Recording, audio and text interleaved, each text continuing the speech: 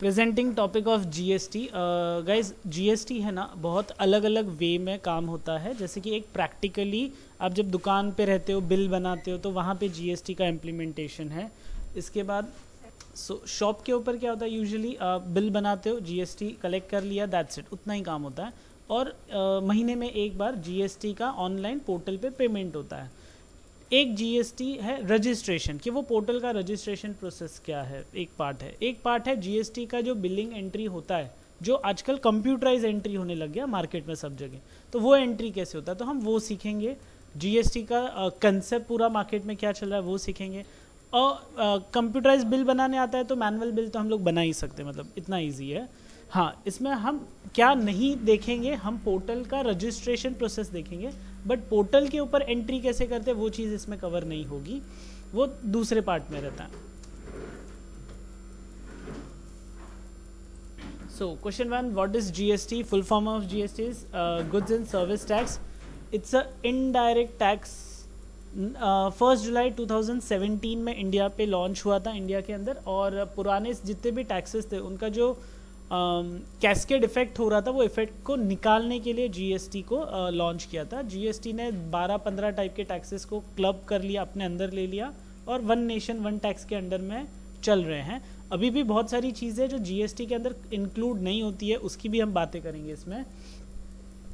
So basically पहले क्या होता था, सेंट्रल गवर्नमेंट और स्टेट गवर्नमेंट दो अलग अलग टाइप के टैक्सेस चलाते थे अपने अपने इनकम के लिए।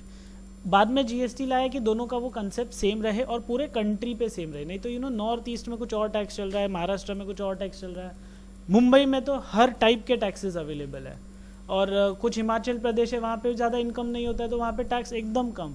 दमन दीव कोई जाता नहीं है तो वहाँ पे सब टैक्स फ्री। सो ये इफेक्ट हो रहा था, जिसकी वजह से उन्होंने क्या किया, जीएसटी लाया। एक फाइनेंस मिनिस्टर ने जीएसटी काउंसिल का वो मेंबर है और उसने लॉन्च किया था। सो कोई मुझे बता सकता है उसका नाम क्या है? ओके, आगे बढ़ते हैं। Next, history of GST. GST 2000 अभी जब 17 में लॉन्च हुआ तभी नहीं था, ये 2000 में इसकी नींव रखी गई थी। पीएम वाजपेयी के साथ में उन्होंने जीएसटी का कंसेप्ट लाया था, बिकॉज पूरे वर्ल्ड में जीएसटी हो रहा था और अपने कंट्री में अलग अलग अलग अलग टैक्स हर स्टेट में था। सो 2004 में एक कमेटी बनाई गई, फिर 2006 में हुआ, 2007 में सीएसटी फेज आउट किया। हर चीज़ को क्लब करते करते करते लास्ट में फिर 2017 में जीएसटी फुल फ्लेज इम्प्लीमेंटेशन चालू और दूसरे सारे टैक्सेस सेम डे 31 मई से बंद हो गए। नेक्स्ट पॉइंट है Q GST. GST simple tax structure बनाया गया। पहले जो अलग अलग टैक्स स्ट्रक्चर्स थे, कैस्केडिंग इफेक्ट को निकाला गया। तो कैस्केडिंग इफेक्ट भी मैं बताता हूँ क्या है। टेक्नोलॉजी बेस कर दिया। अब पहले क्या होता था, वैट का अगर कुछ काम है ना, वैट का ऑफिस है। सेल्स टैक्स का कुछ काम है तो सेल टैक्स का ऑफिस अलग। अभी मुंबई में वैट का ऑफिस आपका सफाला साइड में, सेल्स टैक्स का ऑफिस चर्च गेट साइड में। एक ही चीज़ हम परचेज सेल करते तो दोनों टैक्स लगने वाला ही है, दोनों टैक्स का दुकान अलग अलग जगह। मतलब आदमी किधर जो एक दिन में अगर क्लोजिंग है समझो, तो क्लोजिंग वो इधर जाएगा इस कॉर्नर के, इस कॉर्नर पे जाएगा, तो आदमी भी दो रखने पड़ते थे। पेपर वर्क बहुत होता था, कंप्यूटराइज था लेकिन पेपर वर्क भी था सेम टाइम पे। तो जीएसटी में क्या किया, वो पूरा टेक्नोलॉजी बेस्ड। अभी आपको कोई जीएसटी का ऑफिसर मालूम ही नहीं है, बिकॉज है ही नहीं, पूरा ऑनलाइन कर दिया उन्होंने। पब्लिक प्लेस पर्सन को उन्होंने निकाल दिया इसमें से, पूरा टेक्नोलॉजी बेस कर दिया। तो कोई अंडर टेबल ना लेने का काम, ना देने का काम, ना माफ़ी, ना कुछ नहीं। पेनल्टी लगा, पूरा भरना है, जितना टैक्स कलेक्ट किया पूरा भरना है, रिफंड तुरंत आ जाएगा अकाउंट में। मतलब किसी के हाथ सामने हाथ भी फैलाने की ज़रूरत नहीं कि मेरा टैक्स का पैसा रिफंड दो, मुझे ऑटोमेटिक आ जाएगा। सो काम ईजी हो गया। प्लस गवर्नमेंट को था कि रेवेन्यू इंक्रीज होगा, बिकॉज ब्राइबिंग की वजह से क्या हो जाता है, टैक्स कम आ जाता है, तो वो ब्राइब नहीं तो टैक्स पूरा भरेंगे सब। ओके, कैस्केडिंग इफेक्ट कैसे था? अब देखो, एक है ना सिंपल यहाँ पे स्ट्रक्चर बनाया गया है। बाइंग रॉ मटेरियल तब वैट भरो, फिर मैन्युफैक्चरिंग करने के बाद वैट और एक्साइज दोनों भरो, फिर sales of wholesaler of to warehouse वापस वैट लगेगा, सेल टू रिटेलर वापस वैट लगेगा, मतलब रिटेलर वापस कंज्यूमर को बेचेगा वापस वैट लगेगा। तो कितना इफेक्ट आ गया, 1 2 3 4 बार यहाँ पे आ गया। चलो अपन तो यहाँ पे 2 ही गिन रहे, होलसेलर, रिटेलर, मैन्युफैक्चरर से होलसेलर के बीच में एक डिस्ट्रीब्यूटर भी आता है लोकल। मुंबई में तो मैन्युफैक्चरिंग कंपनी से, पार्ले जी से पहले डिस्ट्रीब्यूटर के पास आता है, डिस्ट्रीब्यूटर से होलसेलर, होलसेलर से रिटेलर। तो कितना बड़ा इफेक्ट हो गया, 5 जन को टैक्स भरना पड़ेगा वैट का, प्लस अब वो वैट के साथ में मैन्युफैक्चरिंग का एक्साइज भी भरा। अब वैट को तो रिबेट दे देता है, लेकिन जो एक्साइज लगा उस पर तो वैट लग रहा है और वो रिबेट नहीं मिलता है। तो यहाँ पे क्या हो जाता है, हम लोग स्टक हो जाते हैं। 1000 रुपीज़ का मैन्युफैक्चरिंग है, 10% टैक्स लगा तो 1100 रुपया हो गया। अब वेयर हाउस वाले ने लेबलिंग पैकिंग अपना डाला और 300 रुपये इनकम डाला, तो 1100 में खरीदा, 300 में अपना पैसा लगाया तो 1400 रुपया उसका हो गया। 1400 पे उसने 10% टैक्स लगाया तो 1540 रुपया हो गया।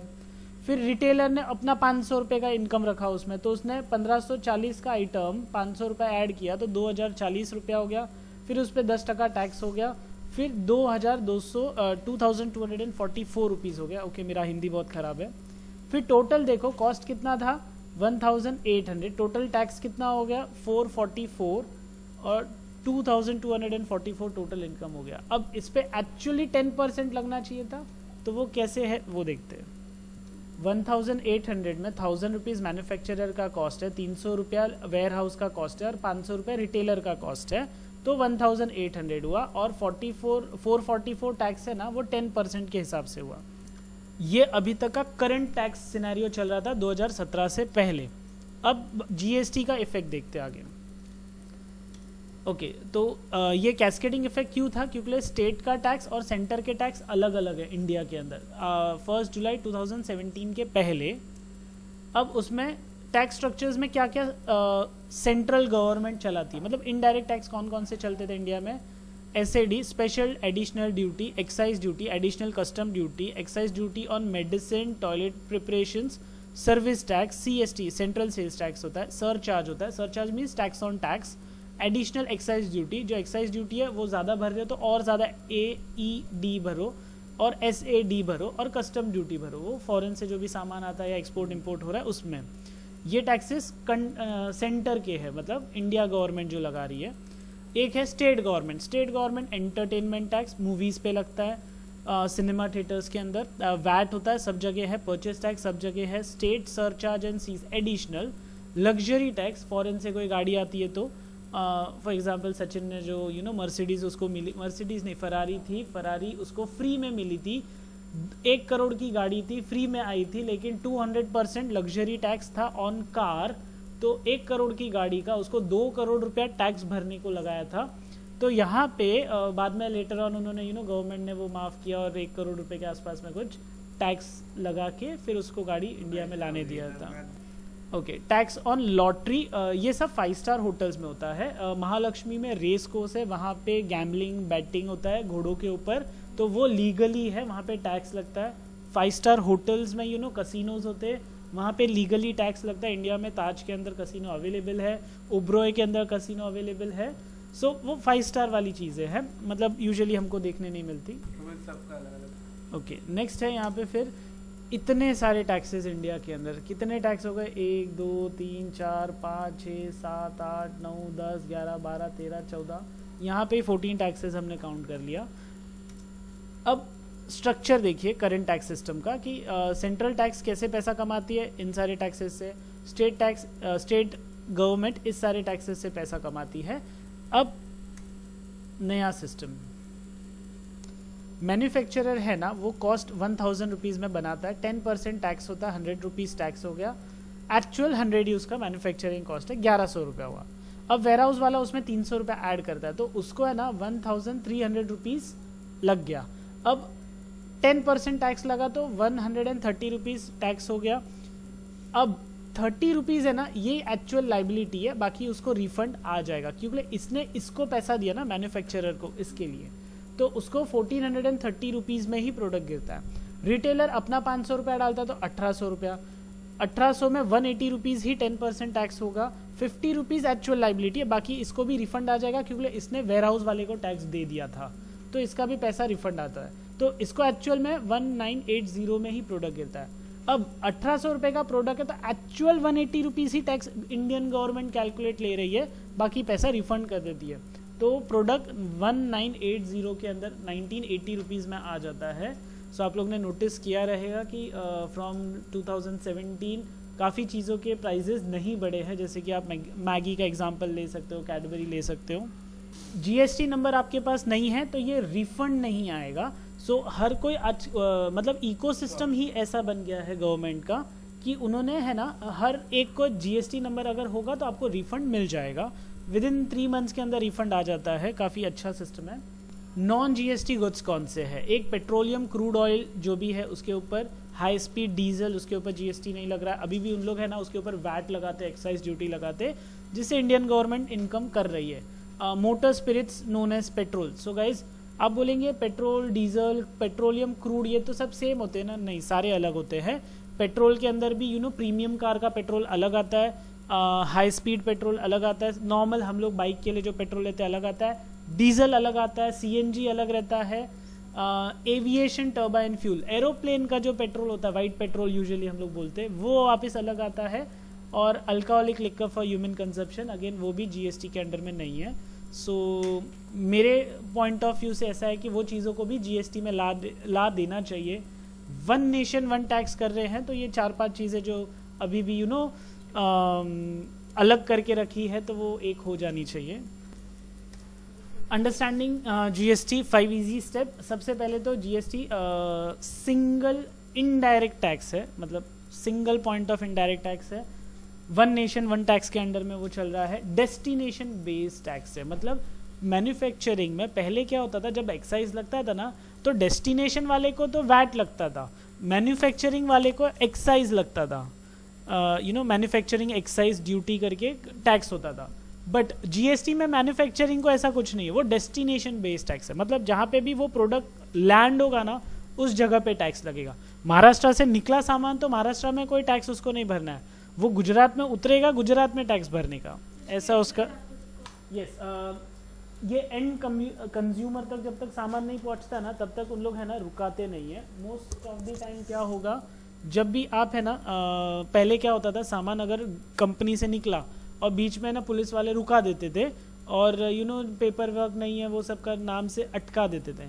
अब और इवन ड्राइवर भी पढ़े लिखे नहीं होते थे, उनको भी समझ में नहीं आता था। बट अभी क्या किया उन्होंने, जीएसटी के अंदर ई वे बिल करके एक आ गया, इन बिटवीन कहीं भी अगर ये कंटेनर रुकता है, ट्रक रुकता है, उसको एक सीधा सा क्यूआर कोड दिया हुआ है। ये क्यूआर कोड का प्रिंट है ना, जो भी ऑफिसर लोग होते हैं उन लोग को दिखाने का, ऑफिसर क्यूआर कोड स्कैन करेगा, उसको पूरा कत्था चिट्टा कंटेनर में क्या है वो क्रॉस चेक करेगा, जाने देगा, उसका कुछ इन बिटवीन प्रोसेस ही नहीं। हाँ, खाली एक है, ई वे बिल है ना 24 घंटा फॉर 100 किलोमीटर चलता है, तो अगर 800 किलोमीटर का रनवे ट्रैवलिंग टाइम है, जैसे सामान मुंबई से लेके जा रहा है सूरत में, तो मोर देन 500 किलोमीटर्स है, तो 500 किलोमीटर को 5 दिन का वैलिडिटी मिलता है। हर 100 किलोमीटर को ई वे बिल के अंदर 1 दिन का वैलिडिटी मिलता है, तो वो भी एक बेनिफिट है कि कम ऑन, मुंबई से सामान निकला 5 दिन में क्या गुजरात में ट्रक नहीं पहुंचेगा, आराम से जाएगा। So only value addition will be tax and burden of tax is to borne by the final consumer। मतलब टोटल जो टैक्स है 10% हो, 12%, 18%, 28%, वो कंज्यूमर को पे करना है, दुकान वालों को नहीं पे करना रहेगा। तो पहले जो होता था दुकान वाले के ऊपर लोड आता था, वो नहीं है अभी। GST would replace indirect taxes such as central excise duty, CVD, CST, VAT, entry tax बोलो, ऑक्ट्राई बोलो, सरचार्ज बोलो। एंट्री टैक्स मतलब एलबीटी, लोकल बॉडी टैक्स नाम का एक टैक्स होता था, जो वो भी जीएसटी के अंदर क्लब हो गया। Surcharges levied by state government, ये सारी चीज़ें जीएसटी में क्लब हो गई है।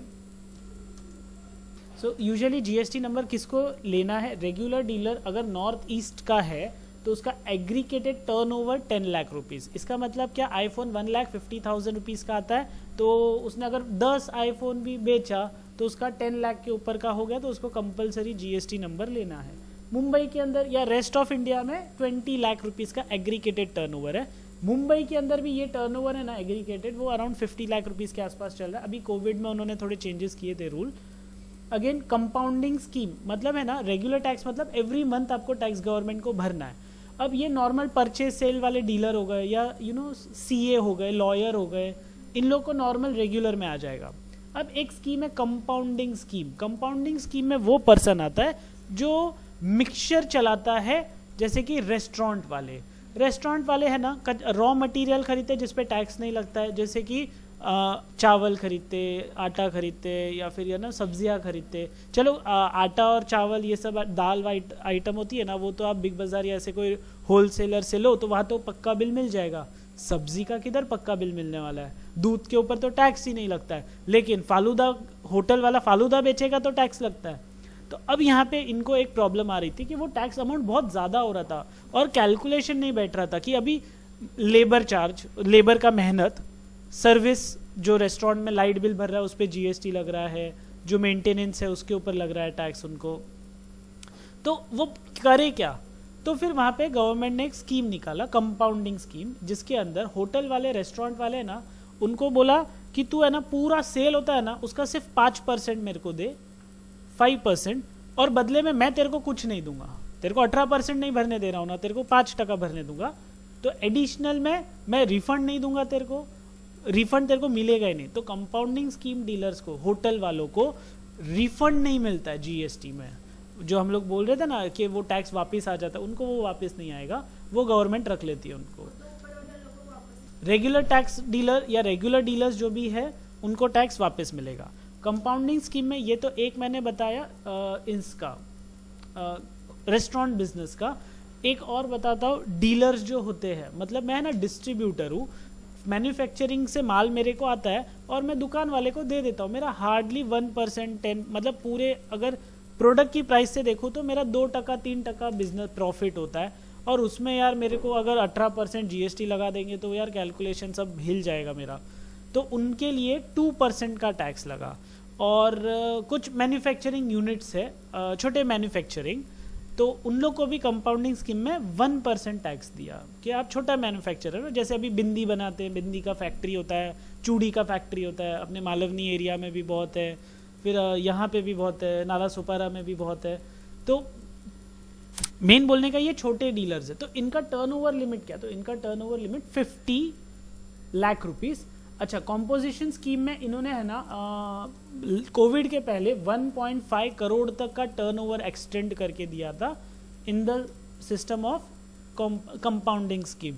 तो होटल बिजनेस वाले को अगर 1 करोड़ 50 लाख रुपीस का ट्रांजैक्शन हो रहा है, टर्नओवर हो रहा है, तो भी वो कंपाउंडिंग स्कीम में आएगा। क्योंकि होटल के रेट्स भी तो अलग अलग होते हैं ना, 1 star, 2 star, 3 star, 4 star, 5 star. तो 5 स्टार वाले को तो ये लगता ही नहीं है, उनका तो एक ही सेल मतलब करोड़ रुपया हो जाता है, ऐसा भी है। मुंबई में तो हो ही जाता है। नेक्स्ट पॉइंट है यहाँ पे, जो भी पर्सन 10 लाख नॉर्थ ईस्ट वाले और बाकी स्टेट्स का 20 लाख से ज़्यादा का अगर एग्रीगेटेड टर्नओवर है तो उनको कंपलसरी लेना है। जो भी पहले VAT, excise, service tax law के अंदर रजिस्टर्ड थे उनको भी कंपलसरी जीएसटी में आना है, या दूसरा कोई भी इनडायरेक्ट टैक्स है तो। कोई भी पर्सन, कंपनी का अगर मल्टीपल बिजनेस वर्टिकल या एक ही स्टेट में बहुत सारे ब्रांचेज है उसको भी कंपलसरी जीएसटी लेना है। कोई भी दूसरे स्टेट में सामान बेच रहा है तो उसको भी कंपलसरी जीएसटी लेना है। रिक्वायर्ड टू पे टैक्स अंडर रिवर्स चार्ज, अगर कोई अनरजिस्टर्ड डीलर से सामान खरीदता है और तो उसके बिहाफ पे भी उसको जीएसटी नंबर लेना है, और टर्नओवर अगर 20 लाख का है तो कंपलसरी है। Again required to deduct tax at source, या कोई भी अगर टीडीएस काटता है, इनपुट सर्विस प्रोवाइडर है जैसे कि फ्लिपकार्ट है, या फिर फ्लिपकार्ट जो इस एजेंसी को सामान देता है घर पे डिलीवरी करने को, डिलीवरी करके कंपनी है, पोर्टल करके कंपनी है, वो कंपनी इनपुट सर्विस डिस्ट्रीब्यूटर है, उनको भी कंपलसरी है। जो भी एजेंट्स होते हैं सप्लायर के, उनको कंपलसरी जीएसटी रजिस्टर्ड करना है। हाँ, बट ये रजिस्टर कंपलसरी बोल रहा तो यहाँ पे टर्नओवर 20 लाख का होना चाहिए। मतलब अभी आईफोन का एग्जांपल मैंने दिया कि एक आईफोन 1 लाख का है, 10 बेचे तो भी 10 लाख हो गया, 20 बेचे तो 20 लाख हो गया। तो 20 लाख से ज़्यादा अगर आप सामान बेच रहे हो तो इट इज़ कंपलसरी आपको लेना है। सप्लाई गुड्स और services through e commerce, Flipkart वाले को जीएसटी नंबर कंपलसरी है। Other services like Ola, Uber, इनको भी कंपलसरी जीएसटी नंबर रजिस्टर्ड लेना पड़ता है। Supplying online information database access, जैसे कि कोई भी बायजूस करके कंपनी है जो ऑनलाइन टीचिंग देती है तो उनको भी कंपलसरी लेना है। और बायजूस और कुछ कंपनीज जो आज से नहीं है, बहुत पहले से रजिस्टर्ड है बिफोर जीएसटी। सो नेक्स्ट यहाँ पे बेनिफिट्स ऑफ रजिस्ट्रेशन। बेनिफिट्स क्या होगा, एक तो ही is authorise to collect tax from his customer and pass on the credit of the tax paid to them. So credit का बेनिफिट वो दे सकता है। अगर मेरे को है ना टैक्स रिफंड आ रहा है और मैं मेरे कस्टमर को डिस्काउंट देना चाहता हूँ तो मैं दे सकता हूँ ना, मेरे हाथ में है, क्योंकि मेरे को गवर्नमेंट से मिल जाएगा। तो कस्टमर को अगर थोड़ा कम पैसे में बेचूंगा तो वो खरीदेगा और वो और कस्टमर को लेके आ जाएगा। मतलब बाकी कंपनी से मेरा मार्केटिंग जल्दी होगा कि प्राइस कम है। ओके, दूसरा वो बेनिफिट ले सकता है इनपुट टैक्स का कि जिसको उसने सामान बेचा था वो पर्सन ने गवर्नमेंट को टैक्स भरा तो उसको भी रिफंड आ जाएगा उसका बैलेंस अमाउंट का। अच्छा, प्लस पोर्टल आपको इसमें हेल्प करता है कि उस पर्सन ने टैक्स टाइम पे भरा है कि नहीं आपको दिखेगा। जो कंपनीज होती है ना उनको रेटिंग मिलता है, वो कंपनी टैक्स टाइम पे भरती है कि नहीं आपको दिखता है। तो अगर मैं टैक्स टाइम पे आपसे लेके गवर्नमेंट को नहीं दे रहा और वो पैसा मैं खा गया तो पोर्टल पे दिख जाएगा ये आदमी पैसा डुबा देता है, इसके ऊपर पेनल्टी लगा हुआ है, जिसकी वजह से उस पार्टी से मैं बिजनेस करूँ कि नहीं मेरे हाथ में रहेगा ना। अगर मुझे ऑनलाइन दिख रहा है तो मैं उस पर्सन से क्यों मतलब फिर बिजनेस करूँ, ये टाइम पे टैक्स भरता ही नहीं है, गवर्नमेंट से ब्लैक लिस्टेड है। उस बेनिफिट से क्या होगा, पूरा जो फ्लो है पैसों का वो प्रॉपरली हर मैन्युफैक्चरर से डिस्ट्रीब्यूटर से होलसेलर रिटेलर सबको प्रॉपरली पहुंचेगा, ये बेनिफिट है। So next is GST number. Guys GST number भी है ना अपने आप में एक यूनिक है, क्योंकि उससे पता चलता है कि वो क्या है। फॉर एग्जांपल पहले 2 लेटर जीएसटी नंबर में है ना वो स्टेट का कोड है, पैन कार्ड का बीच पूरा नंबर उसके बाद स्टार्ट होता है, उसके बाद 1 नंबर होता है जो कि पैन कार्ड कौन से स्टेट को होल्ड करता है वो बताएगा, फिर Z एक बाय डिफ़ॉल्ट अल्फ़ाबेट है और फिर एक चेकसम डिजिट आता है, वो डिजिट कुछ भी होता है 5 0 1 2 एनी नंबर। सो अगेन वो कंप्यूटराइज जनरेटेड है। सो ये पूरा नंबर से सामने वाला पर्सन कौन है क्या है उसके बारे में सब डिटेल्स मिल जाती है, बिकॉज जीएसटी नंबर के अंदर पर्सन का पैन कार्ड नंबर है जिसके अंदर वो रजिस्टर्ड है, या वो कंपनी का भी हो सकता है अगर कंपनी के नाम पे रजिस्टर्ड है तो ऐसा। नेक्स्ट है application of and mechanism of GST. Simple है, मैन्युफैक्चरर होलसेलर को बेचेगा तो मैन्युफैक्चरर जीएसटी क्लेम करेगा, होलसेलर फिर जीएसटी क्लेम करेगा, रिटेलर फिर जीएसटी क्लेम करेगा, रिटेलर कंज्यूमर को मांगेगा कंज्यूमर को सेल करेगा तो कंज्यूमर जीएसटी क्लेम नहीं कर सकता बिकॉज उसके पास जीएसटी नंबर नहीं होता है।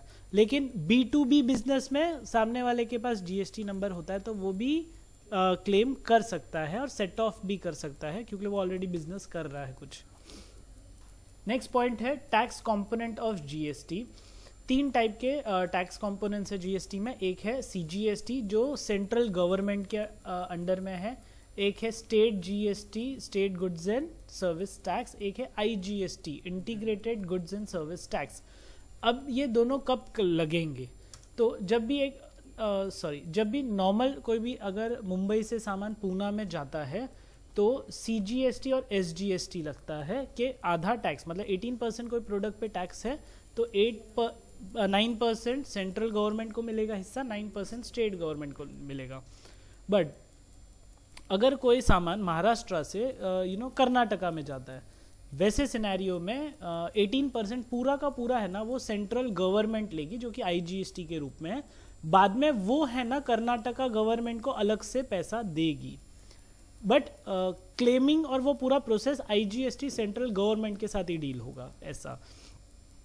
इससे क्या हो जाता है, गवर्नमेंट को पता चलता है कौन सा सामान कहाँ जा रहा है।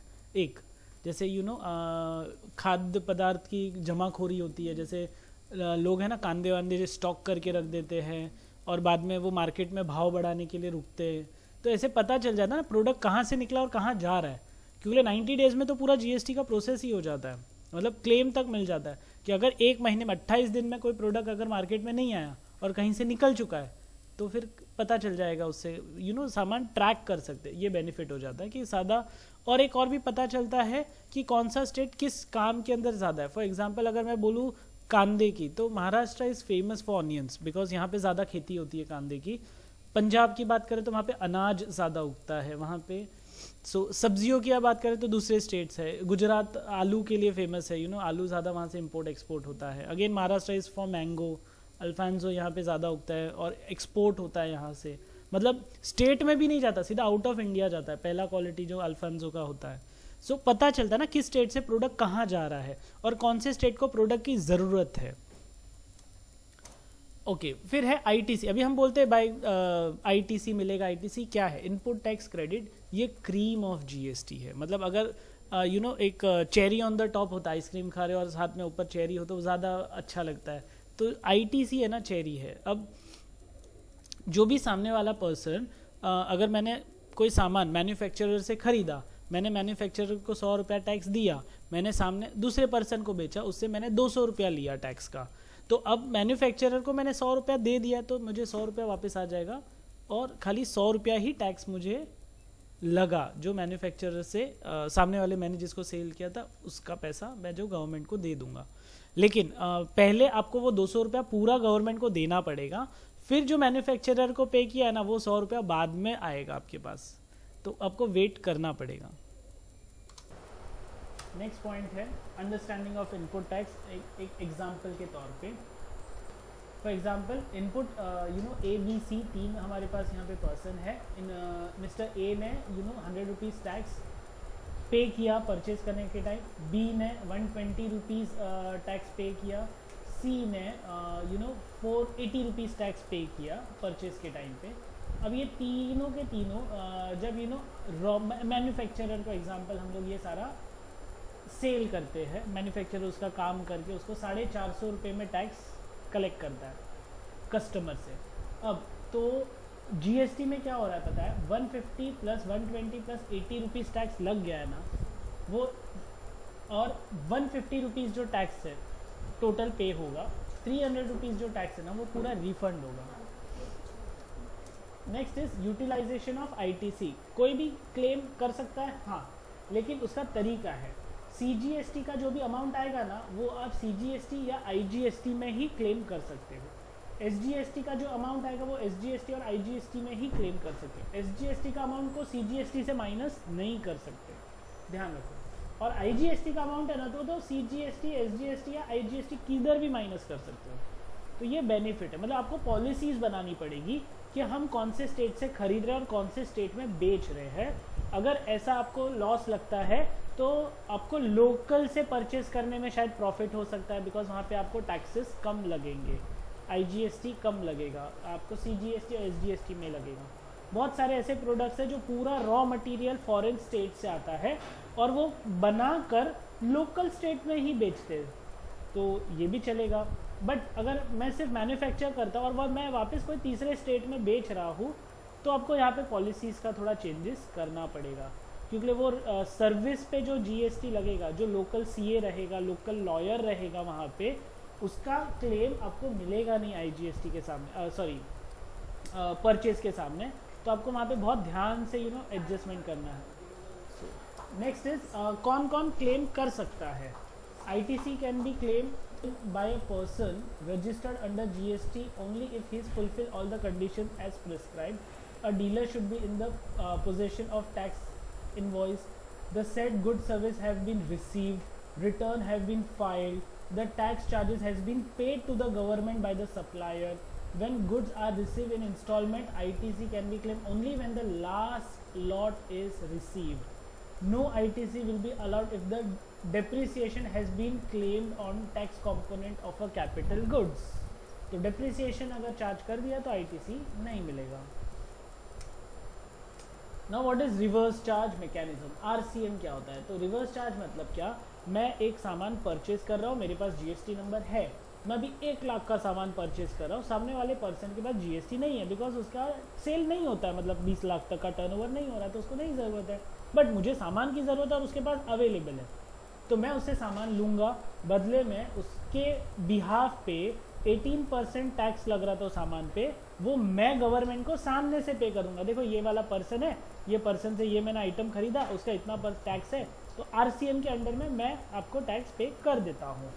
अब आप बोलोगे कि अगर आपके पास GST नंबर है और आपने ऐसा अननोन गुड्स किसी से खरीदा और आप बोलो गवर्नमेंट को बताने का नहीं ना, अपन बेच देंगे, तो यहाँ पे क्या होगा, आप GST का बिल बना के नहीं बेच पाओगे ना, बिकॉज आपने लिया भी नहीं है बिना GST के बिल से, तो आप बेच भी नहीं पाओगे बिना GST के बिल के।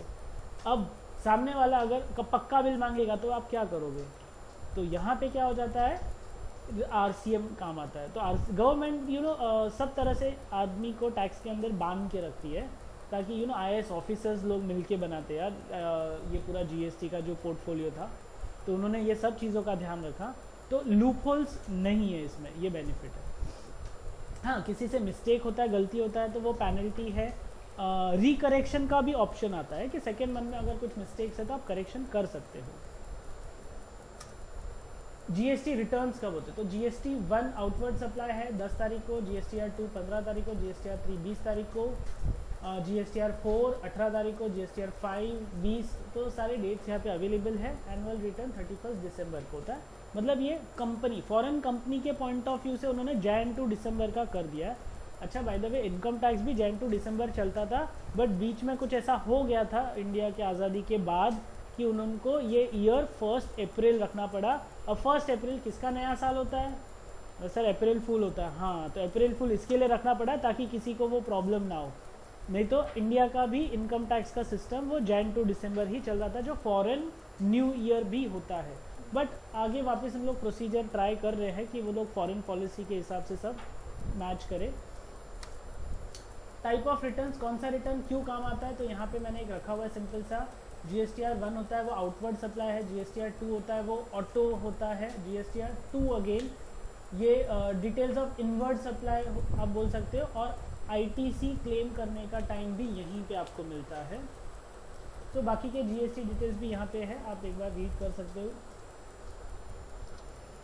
उसके बाद जीएसटी का रिटर्न का प्रोसीजर देखो। जीएसटीआर 1 है ना 10 तारीख को भरने का, तो ये हमको डालना पड़ेगा पोर्टल पे। फिर पोर्टल वाला है ना 2A आपको दे देगा, फिर आप 2 वापस से क्लेम मांगोगे, फिर बाद में जीएसटीआर 3 ऑटो पॉपअप होएगा, फिर आप फाइनल पेमेंट करके कंप्लीट कर देते हो। सो इतना इजी प्रोसीजर है। अब ease of doing business, 4 main type के टैक्स स्लैब्स है। 0% है, 4%, 0%, 5%, 12%, 18% और 28%। आप बोलोगे सर 4% 0% है तो उसको काउंट नहीं कर रहे हैं हम लोग। एसेंशियल आइटम्स पे 0% दिया हुआ है। लोवेस्ट 5% है कॉमोडिटीज़ के लिए, बेसिक कॉमोडिटीज़ के लिए। स्टैंडर्ड गुड्स होते हैं जैसे मोबाइल फ़ोन है या वॉशिंग मशीन, फ्रिज, वो सब पे 18% है। 12% कुछ प्रोसेस फूड्स के ऊपर है। हाईएस्ट 28% है जो कि लग्जरी आइटम्स होता है। सो 0% on food grain basket items, 5% on spices जैसे मस्टर्ड ऑयल हो गया, 12% प्रोसेस फूड हो गया जैसे कि कंटेन वो टेट्रा पैक में दूध आता है, टेट्रा पैक में फ्रूट जूस आता है, तो 12% है। 18% में टूथपेस्ट, साबुन, तेल, फ्रिज, मोबाइल।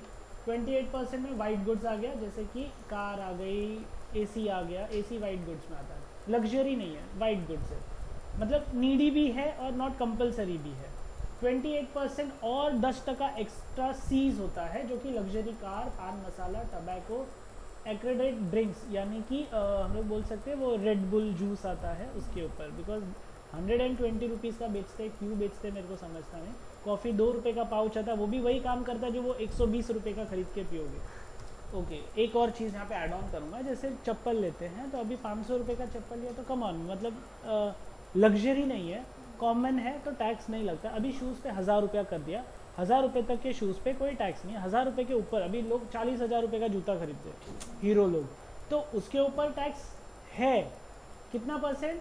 18%, 28%। लग्जरी गुड्स में आ गया वो। अगेन वाइट गुड्स है, मतलब वो प्रोडक्ट भी है लेकिन ब्रांड की वजह से उसका प्राइस ज़्यादा है, तो वो टैक्सेबल आता है।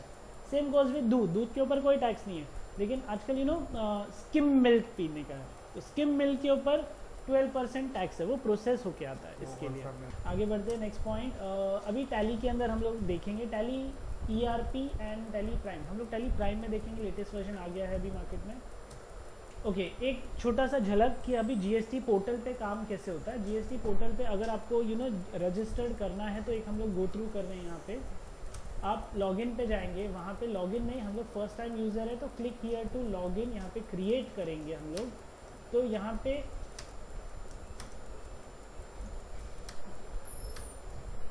रजिस्टर कैसे करना है तो उसका एक प्रोसेस है यहाँ पे सिंपल। पहले जीएसटी पोर्टल पे जाएंगे। ओके, मैं आपको लाइव बताता हूँ यहाँ पे, इससे बेटर। हाँ, वेबसाइट पे हम लोग जाएंगे, new user login, existing user login, तो न्यू यूज़र पे जाएंगे। न्यूज़ यूज़र पे जाते वो बोलेगा आई अग्री करेंगे हम लोग और कंटिन्यू पे क्लिक करेंगे। मोबाइल पे और ईमेल आईडी पे ओटीपी आएगा यहाँ पे, तो ईमेल आईडी का ओटीपी डालो, मोबाइल नंबर का ओटीपी डालो। ओटीपी डालने के बाद note all future correspondence from GST portal will be send on the registered email ID address and mobile numbers only. Both the email address and mobile number need to be verified using the OTP and in future वो change करना हो तो पूरा process complete नहीं होगा तब तक in between change नहीं कर सकते। सो पहले ही ध्यान रखो डेडिकेटेड मोबाइल और डेडिकेटेड OTP रहना चाहिए, ईमेल आईडी रहना चाहिए। अब यहाँ पे यूज़र नेम क्रिएट करो, पासवर्ड डालो। पासवर्ड में lower case, number, upper case, symbol, minimum और वैलिड पासवर्ड प्रॉपर होना चाहिए। उसके बाद सिक्योरिटी क्वेश्चंस आएगा। सिक्योरिटी क्वेश्चन कंपनी कब बनी थी, मम्मी का नाम क्या है, कॉमोडिटी कौन सी है, फर्स्ट एम्प्लॉय का नाम क्या था और पर्सनल मोबाइल नंबर क्या है वो। अगेन नेक्स्ट एनरोलमेंट के पहले मैंडेटरी डेटा और डॉक्यूमेंट्स क्या क्या चाहिए और डीएससी अगर कॉर्पोरेट या एलएलपी है तो कंपलसरी है। अब कौन से डॉक्यूमेंट्स देखो, बिजनेस डिटेल्स है ना, वहाँ पे रजिस्ट्रेशन सर्टिफिकेट, पार्टनरशिप डीड लगेगा, वो जेपीजी या पीडीएफ 1 MB में होना चाहिए। प्रमोटर और पार्टनर का फोटोग्राफ वो भी जेपीजी 100 KB में होना चाहिए। Authorise signature, proof of appointment photo 1 MB और फोटो होना चाहिए जेपीजी 100 KB में। प्रिंसिपल या additional place of business address proof जैसे कि लिव इन लाइसेंस एग्रीमेंट है तो वो पीडीएफ में होना चाहिए 1 MB के अंदर। बैंक अकाउंट डिटेल होना चाहिए फर्स्ट पेज या तो स्टेटमेंट और वो भी पीडीएफ या 1 MB जेपीजी में होना चाहिए।